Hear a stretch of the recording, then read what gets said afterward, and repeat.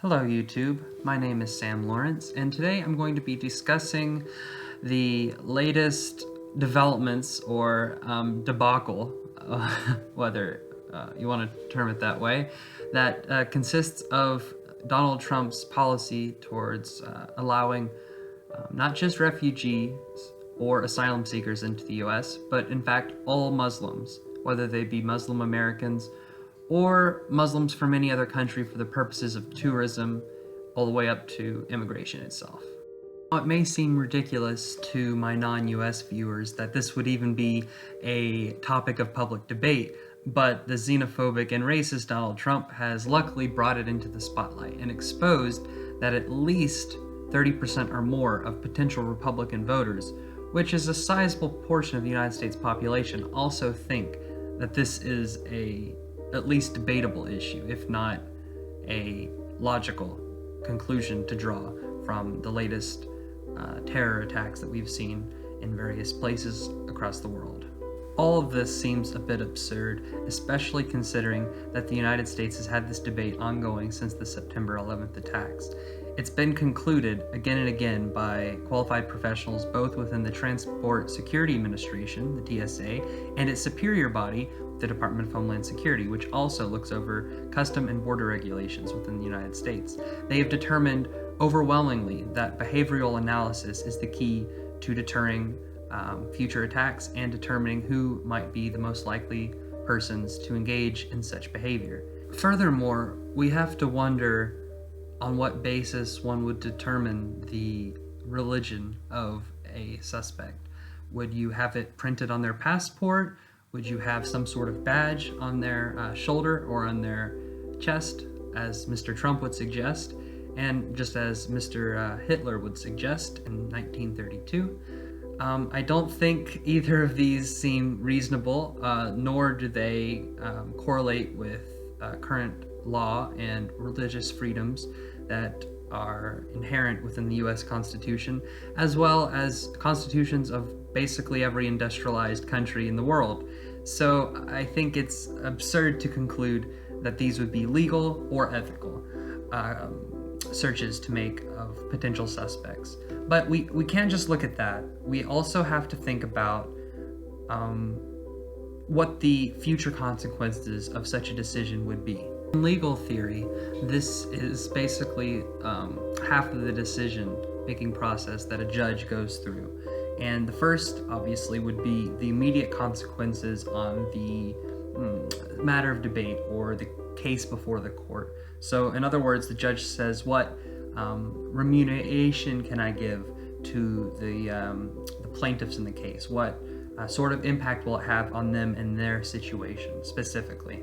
But that's only half of the decision-making process, because far more important is the idea of precedent, which is the idea that this decision will impact future decisions and give legitimacy to arguments weighing on one side or the other.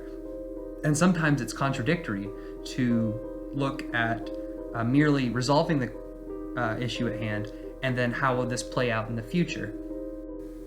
Allow me to give an example. If we were to consider Mr. Trump's policy of banning all Muslims from re-entering the country, even as he claims that this measure would be temporary, we must look down the line at future potential situations that could come before U.S. legislators and judges, and how they would decide whether it's okay to deny people certain rights or privileges or access or free travel or whatever you want to put the bias that is preventing them from achieving a certain action at the end result. We have to look at what could this carry down the line, and I think Mr. Trump would agree that it would be absurd if there was perhaps, let's say, somehow a affluent African-American majority that took control of the economic and political institutions within the United States. And then this authority looked back on the decisions made by the legislator and the courts in reference to Mr. Trump's racist and xenophobic plan, And they said, well, look, here's where the courts and the Congress passed laws that allowed us to discriminate based on these characteristics. And so we suspect that all white people are inherently cruel and manipulative and deceitful, let's say, just for example. And so therefore, they would ban all Caucasian Americans from traveling in between states or returning to the United States, or some other restriction of their rights as American citizens, or even as human beings under the UN Declaration of Human Rights. And I think Mr. Trump would say, "Oh, that's terrible because that's just wrong." But he doesn't see, obviously, the hypocrisy of saying one thing and not acknowledging that the other could also be a troubling and deeply fascist consequence down the road. But I think what's more troubling is the fact that this appeals to so many people, and that these people very well may have a crucial influence on electing the next president of the United States.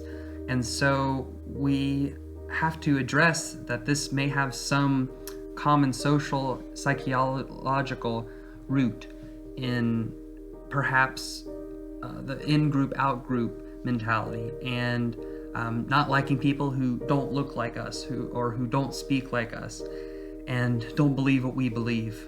And I think that's the root of this, and obvious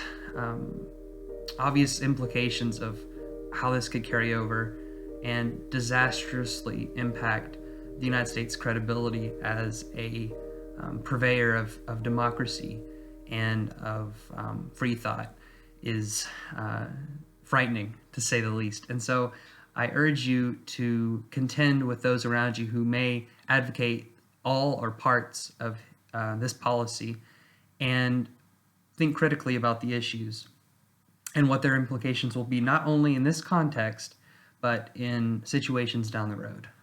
Thank you, and God bless. Ironically, because I'm an atheist.